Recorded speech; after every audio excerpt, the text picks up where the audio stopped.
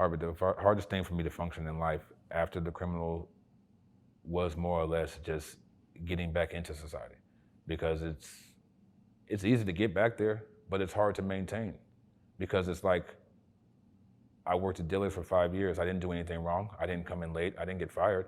I got laid off because of COVID, and now I don't have a job. You give me classes that you want me to go to. Well, if I don't go to the classes, I'm in trouble. But if I don't have a job, I'm in trouble. And sometimes the classes don't coordinate with the job. The hardest part for me is more or less, I have to tell you, like, I don't know. The hardest part is just sometimes coping with it, because you know you're gonna get turned down. So you have to kind of like be prepared for the turn down, not just because you're not ready, but because at the same time, even if you are ready, sometimes the person isn't ready to have you around. That's like I told you before, this is the one that I actually thought about, and I thought about this conversation when you asked me the first time.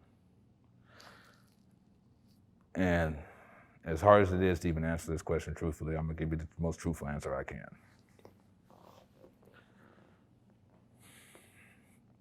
Sometimes I look in the mirror and I see the person that I am, and I know that there's way better things I can do. There's way better things that I could have done. And sometimes I think, like, you know, like, I'm on the right path. I had a good job. I was doing good things. I had a car. I was fixing my credit. I was doing everything that you want me to do as a normal person. But even still, throughout doing that, I climb up the ladder, and it's like every time I climb up the ladder, you step on the rung where my hand's at, and it's like you make me fall back down the ladder. So sometimes I look at myself and I don't know what the future holds, because the future can be bright today, but then tomorrow can look real bland. And I mean, I look at myself and I know, like, I made the decision I made.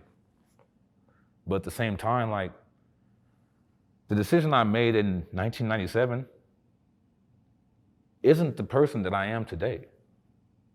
And it's like, I'm still being judged for 97. And so sometimes my future doesn't have, like, you know, a positive ending. It has just ups and downs and here's and there's and failures and freaking, I guess, broken expectations. So sometimes I don't really know, and that's the most truthful answer I can give you. My future for me is not so much for me, but like you said, the 4 kids I have and the grandchild I have, my future for me is to make sure that they don't become this person that I am today.